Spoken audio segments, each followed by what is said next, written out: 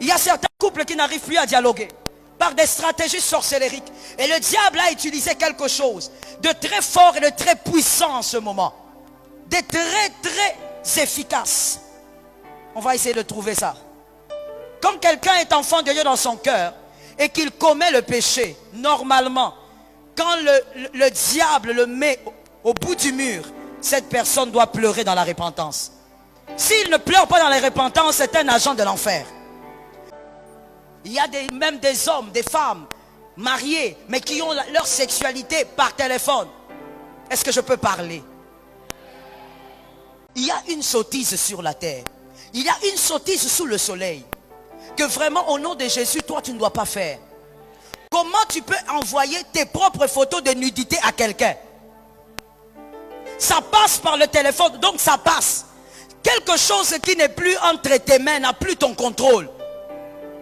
La chose qui n'est plus entre tes mains n'est plus sous ton contrôle. Qu'est-ce qui te prouve que cet homme-là ne va pas le montrer à ses amis? Que cette femme-là ne va pas le montrer à ses amis? Et puis tu souffres en prenant des positions bizarres. Il n'y a pas de courant, hein? Je fais un effort. Tu fais un effort pourquoi? Sors du péché au nom de Jésus. Je n'ai pas entendu, sors du péché au nom de Jésus. Arrête de faire semblant. Peut-être même que tu l'as déjà fait, mais tu ne veux pas dire que tu sors. Je dis, sors du péché au nom de Jésus. Arrête de vivre dans ces choses. Le diable ne peut pas t'aliéner comme ça, dans la bêtise la plus totale. Tu prends ta photo et tu envoies. Est-ce que tu sais où cette photo va atterrir? Là où elle va s'arrêter.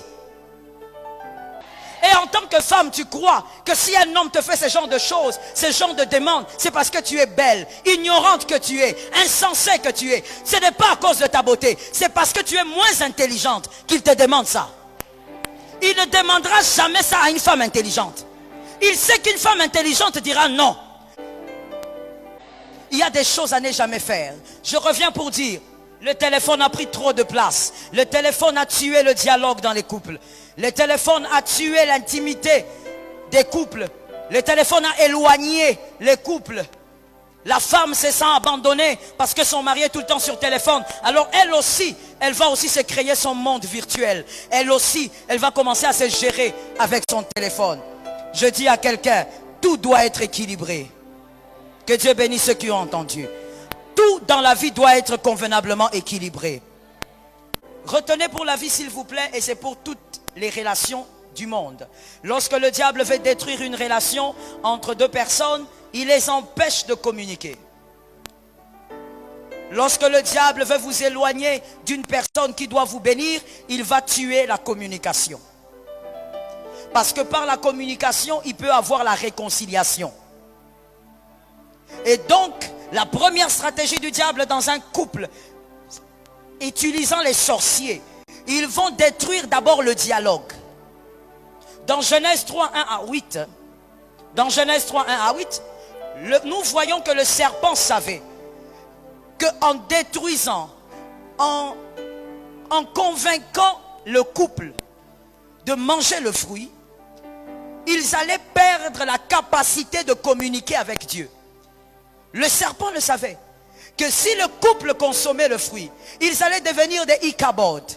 Dans Genèse 3, 10 à 11, nous voyons que l'homme et la femme se sont cachés. Dieu est venu les chercher. Ils se sont cachés pourquoi? C'est-à-dire qu'ils savaient que Dieu allait venir. Ils ont fui donc cette communication-là. Et c'est ce que le diable a toujours cherché. Couper la communication avec la personne qui vous bénit.